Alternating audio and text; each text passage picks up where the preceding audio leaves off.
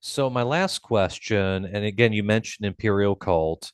So do you think it would be fair to say that Christianity as a religion is not so much the Neo-Imperial cult, which is the title of my channel, but rather it should be called Domitianism, since it was really Emperor Domitian who set the path, the religion that we have today?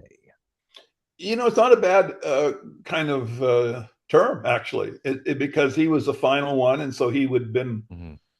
the chief bureaucrat to implement it. And also he had Paul, for example. Paul, I Mhm. don't think was a character that had been developed by Vespasian or Titus. So Domitian created Paul, who is, that story is often given as kind of this is how the religion, became in existence within the Roman Empire, this character Paul and his missionary activity. Well, that's all Domitian.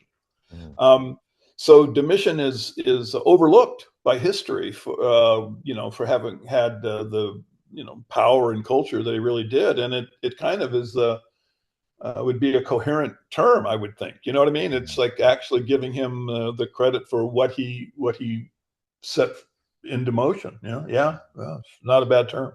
Domitianism.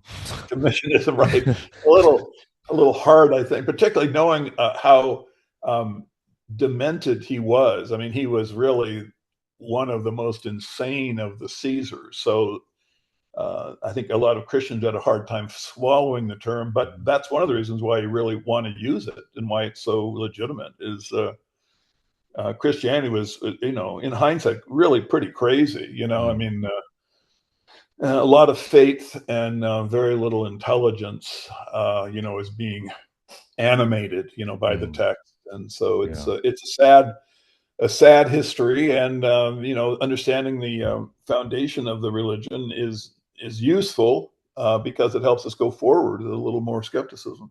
Another thing I was thinking of, I haven't made a video about this, but I think Domitian actually disliked this Christian thing that he basically inherited. I mean, I think that he wanted it to just go away. I mean, in Revelation, it's pretty clear he knew that people would find out eventually. He Yep. didn't really know what to do, and so the only card he could play was just to spread it. Well, remember also the political purpose of Christianity was, to control the Messianic Yeah. rebellion, and the war was over. They were in a period before, you had the next round of rebellion in like 115. So the political purpose for Christianity wasn't as intense as it has perhaps right after the war. So you're right, Domitian, he would have looked at this, particularly the, Matthew, Mark, and Luke, and say, well, this is great. My dad and my brother, they get all the credit, and what do I get? Hmm. So Yeah.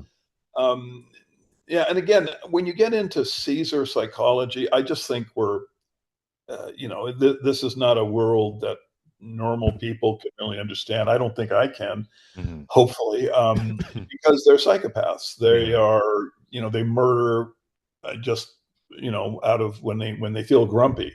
Mhm. So it's Domitian's motivations, I think, are very speculative.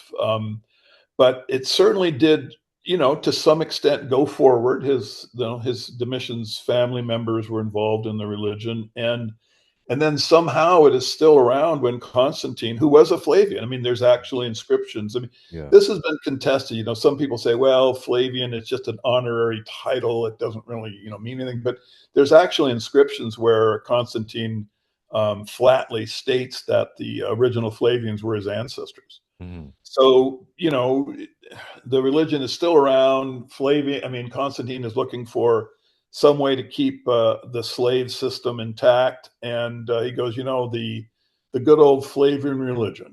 Let's Hmm. just roll that out as a state religion, and things will be easier after that. So that's probably as good a description of what's set in motion, the Christian Europe as any.